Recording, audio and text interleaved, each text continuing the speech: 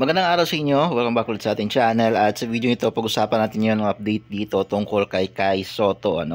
Kasi nga, itong si Kai Sotto mga bay, isa nga sa mga sinusuportahan ng mga Japanese fans sa Japan B-League. Okay?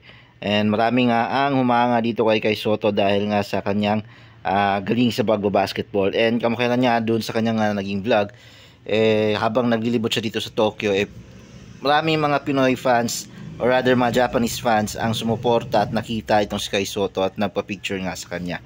At ayon nga dito sa mga Japanese fans and supporters nito, puring-puri nga nila.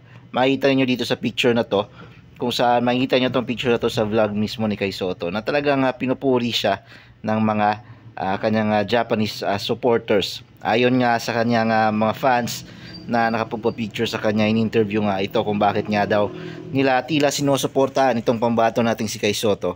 Dahil nga magaling daw talaga at may potential nga itong si Kai Sotto. Ayon pa sa mga Japanese fans at supporter na lumapit mismo kay Kai, isang upcoming rising star nga raw sa larangan ng Asian basketball itong pambato nating si Kai Sotto. Okay, ayon yan sa mga Japanese supporters niya, and naniniwala silang makakapasok talaga itong si Kai Sotto sa NBA. Okay, sa ngayon nga maganda nga yung naging performance simula nang malipat itong si Kai Sotto sa Yokohama B Corsairs ng Japan B-League team.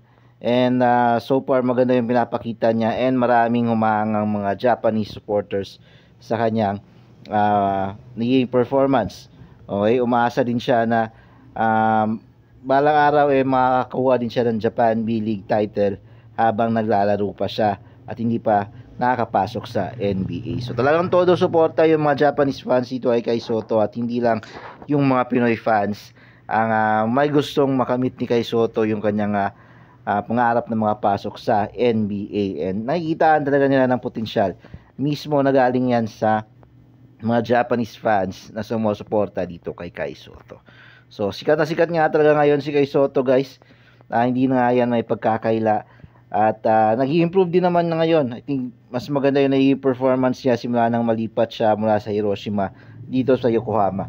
And mas nabibigyan din siya ng magandang playing time dito, at napapakita niya yung skills niya, at nag-i-improve din yung naging performance niya. So yun yung update natin, guys, regarding ito ay Kai Sotto. Maraming salamat sa panonood.